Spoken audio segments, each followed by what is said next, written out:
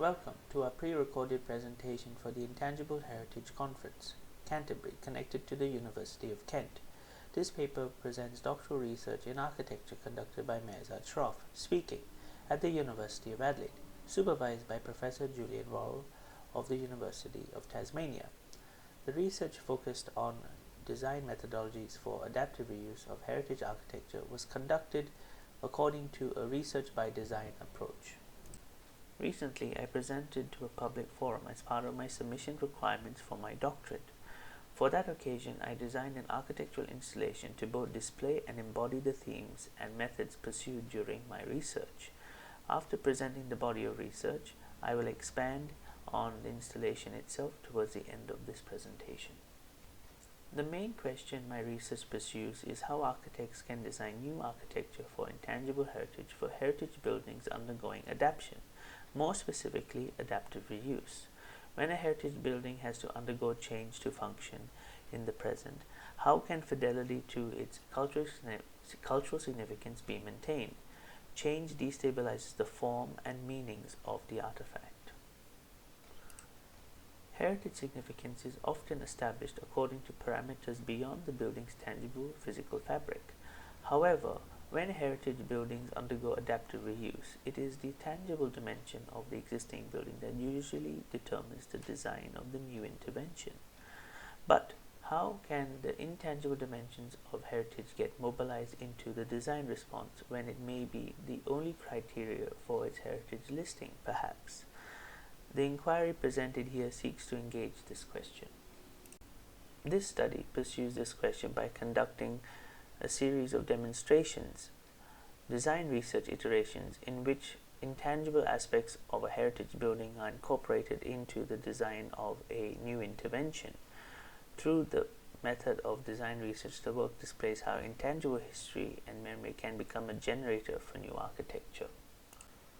The research by design methodology involves taking an existing heritage building, here Union House at the University of Adelaide, designed by Robert Dixon and Neil Platten, and speculating a changed use, here an architecture school, which provides the motivation for its adaptation. A repeated design experiment is conducted on this building, each repetition exploring a different aspect of the intangible heritage or latent histories embodied and connected to the building. The result is a series of alternative futures for the building, akin to a theme and variations approach in music and composition. Each experiment starts with the building and ends with an extension to the west of the building designed to seek fidelity to different dimensions of intangible heritage from the host building. The inductive nature of this research involved a period of discovery which on reflection yielded a pattern of moves which have been identified as the design methodology and the main contribution of this thesis. The design research methodology was identified to have three main stages. Number 1, active collection. Number 2, abstract interpretation. And number 3, iterative translation. Number 1, active collection, where design propositions aim to extract and reveal identified qualities of heritage buildings via asking unconventional questions, oblique questioning, to uncover cultural significance from the building, archives, and memory, self. These questions are starting hooks for the collection of information, data which is not always visual. Number 2, abstract interpretation, is where a mediating or transitional mnemonic artifact is created seeking to transfer the information from the previous stage into a visual representation of intangible heritage from the original architectural artifact, distilling the essential content of a form of intangible heritage. This is done with the aid of art and design tools which seek notation and mimesis of cultural significance. Number 3, iterative translation, is where the created mnemonic artifact is then mobilized through translational maneuvers or tactics using the designer's intuition to create new projective architectural form. Although yielding diverse outcomes, each experiment involves the same three basic operations. The full study involves 9 alternate propositions. For the brevity, only 3 will be shown in this presentation. The design work looking at past users on site, past soundscapes, and the authorship of the previous architect will be unpacked here. Past users. This design began with the oblique question, where does the building exist outside itself? After some thought, I realized a good proportion of memory connected to the building was held in the university student newspaper On It, which has been in continuous publication since 1932. To frame my research through the publication, a decision was made to review the period of the modernist redevelopment conducted by Dixon and Platten between 1969 and 1975. Guiding the decision was the idea that if I uncover certain key people, the time frame would mean I could access them as a primary source. Just to be safe, I added a buffer of 3 years to either side of the redevelopment period. Conducting the review, a key character emerged with key ties to the redevelopment. Ralph Midingway, at the time, was the university client for the redevelopment and the student support warden in the late 1960s to mid-1970s. After some more research and digging, I found an oral history interview with him and the lead architect for the Union House redevelopment, Robert Dixon, at the State Library of South Australia. Looking further, I found that they had written a joint report/review in the year 2000 on how they had designed and procured the project. I found out that he was still alive at the time, and after some email exchanges, I went and visited him in Hobart, Tasmania. Over a period of a week, I recovered and documented his oral histories on his time at Union House. These interviews were peppered with anecdotal stories of the people he encountered. This history of previous users is often lost within the process of adaptive reuse and its associated process of stripping back. With the Union building heritage listed for its importance to a group of people, i.e. the student union or its users, I began to think how they could be remembered through new architectural form. With the stories of Ralph Midingway and my own research of the previous functions now lost in the Union House, I developed sculptures of the previous users who inhabited the building. These sculptures seek to symbolize the previous users through their formal arrangements. For example, the sports player is shaped like a racket handle and incorporates a rubber head, a reference to the squash courts within the original part of the design, now lost. The banker is an abstracted abacus. The actor is an abstracted mask, which talks to the nature of acting on stage. These personas were given form as sculptural assemblages with the aid of Object2O, found objects. These sculptures are the mnemonic artifacts of this design investigation, drawing inspiration from projects from Duchamp, Picasso, and John Haydock. These sculptures were then translated into architecture. They were modeled in 3D and assembled in the position they inhabited within the host building, and then they were disassembled to the extension site to the west. Through careful manipulation and composition, these elements formed architecture. These parts were now cast as tectonic elements of a building. Now, the character, the server, holds up a beam, or the elements of the musician are now a suspension structure to the building. This resulting form is called Frankenstein, as it is assembled from various parts of sculptural bodies. The ideas of George Hersey that classical architecture is an analog to rituals of sacrifice and the arrangement of Greek altars is double-coded into the framing and naming of the assemblage being called Frankenstein. These ideas have also influenced the idea of assembling parts to create architecture in this iteration. Summary.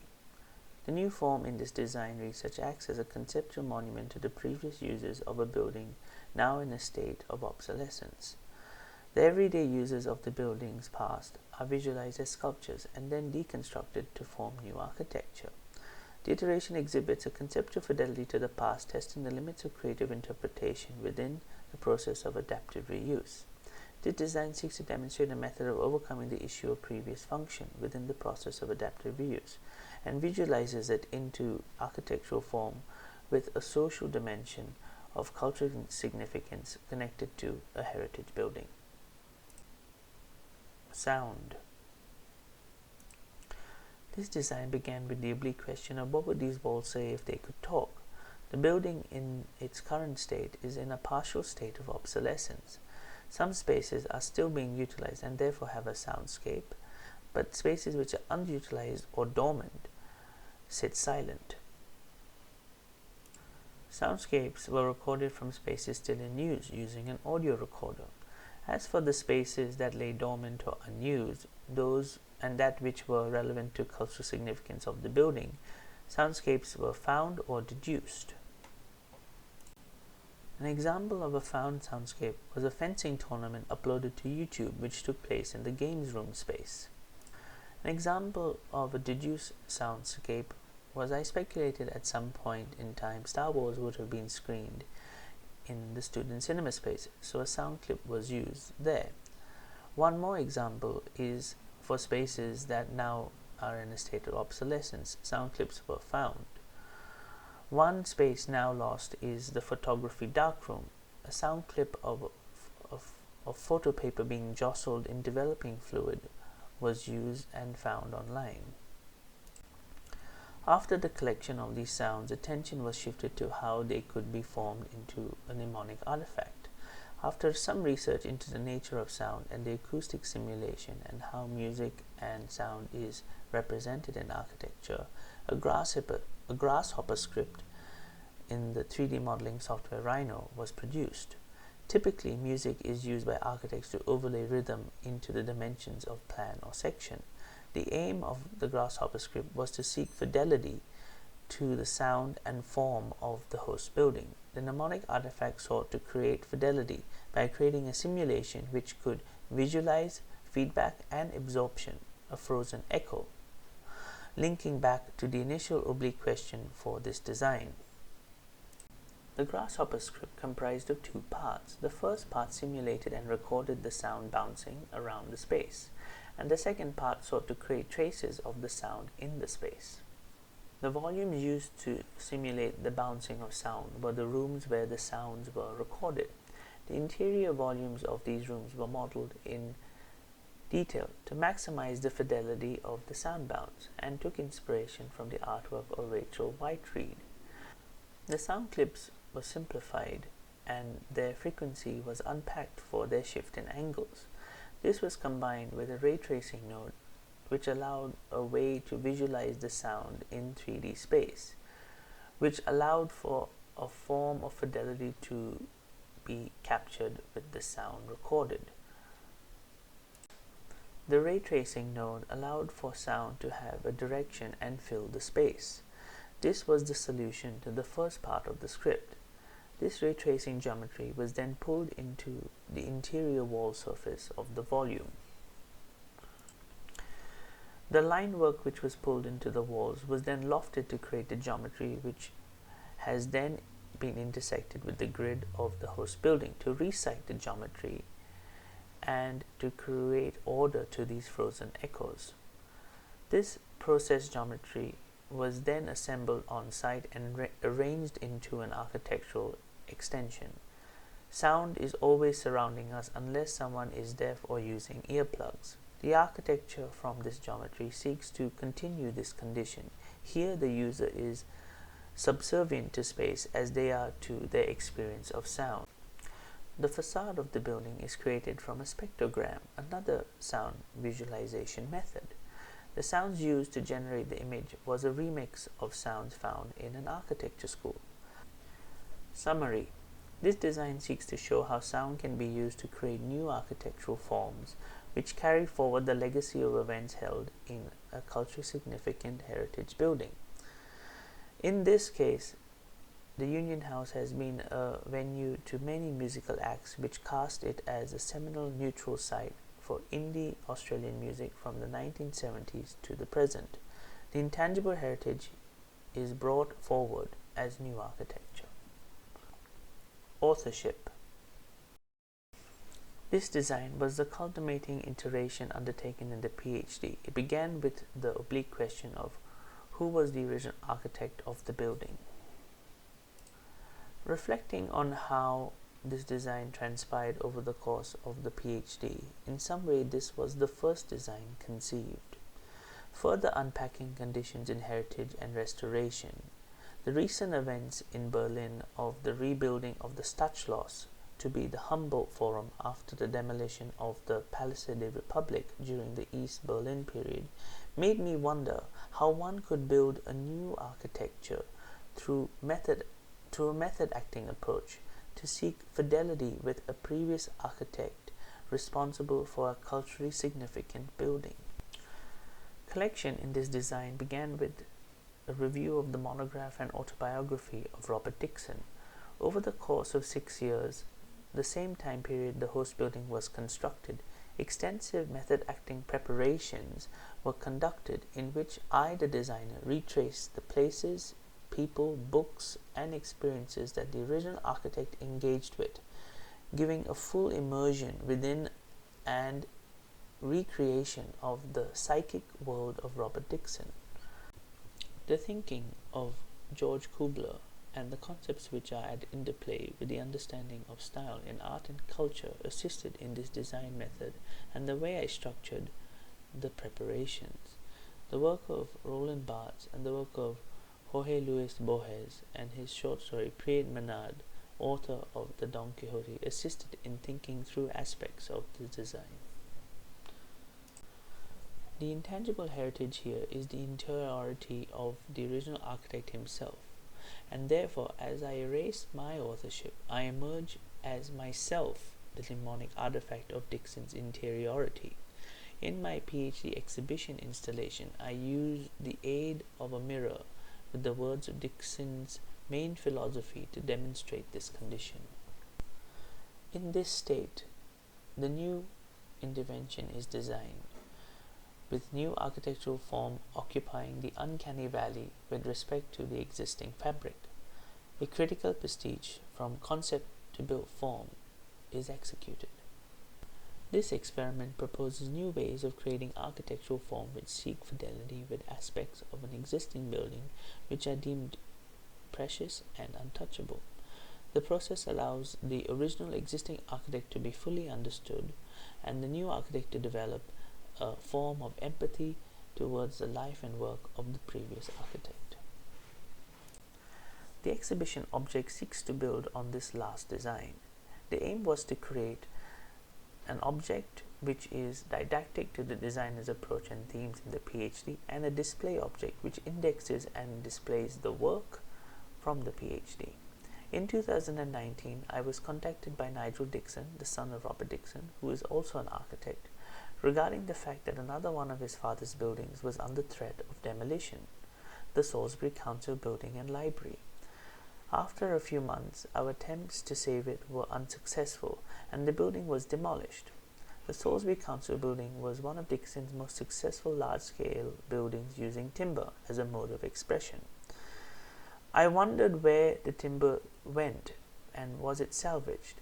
After a few inquiries, I located the timber. James Robson from William Build, a leading timber recycler and builder, had acquired it. Approximately 2 years later, we have an exhibition object which is built from the large timber beams from another Dixon building. All the joinery seeks to recreate the tectonic language used by Dixon in his furniture work, while demonstrating a new assemblage. Here, this tectonic structure is infused with intangible heritage learned from Nigel Dixon through collaborative design sessions. Anecdotes and memories of his father working in architecture are translated into built form. The object seeks to demonstrate structure as expression. Be site-specific with the grid of the cloister in which it is sited and the module of its construction of each bay. The size of the object seeks to work with the found material of the beam, which were originally 6.3 cut down to 3.8 meters. All the timber is upcycled in this exhibition installation, a strategy used by Dixon, who was quite attuned to not wanting to waste precious building materials throughout his practice. The trapezoid head object seeks through its design to ask the user to look beyond the corner or surface to uncover new ways of reading and working with architecture and heritage. There are many more design aspects of this architecture installation which I can expand upon, which exceed the time frame for this presentation. But in summary, the exhibition object seeks to act as a built proof of the notions of intangible questions expressed as a tectonic mnemonic artifact. Discussion and conclusion. Each of the variations engage with intangible aspects of the original building and follow a set of procedures to convert these to propositional built form. Central to this translation process is a sense of fidelity to the source material. This fidelity can be compared and contrasted with the notion of authenticity, which plays an important role in the evaluation and management of heritage buildings. Two distinct notions of truth are in play here. One that seeks to preserve an unchanging formal residue that endures through time, the other which enables dynamic formal change that maintains loyal connection to the source. The design methodology that emerges from this thesis seeks to expand and make explicit a design process engaging intangible heritage conducted through the agency of a new author. Central to this inquiry is the fact that it is negotiated through a design research paradigm. Here, we can regard this approach as a means to grapple directly with the how in the initial question, how can architects design new architecture from intangible heritage for heritage buildings undergoing adaptation? The design methodology presented here seeks to break out of the closed and reductive approaches by which adaptive reuse designs are typically conducted, through the demonstrating a range of approaches to mobilize intangible aspects of a heritage building. This study seeks to expand the conceptual tolerances and design techniques available to theorists and practitioners of adaptive reuse. Thank you.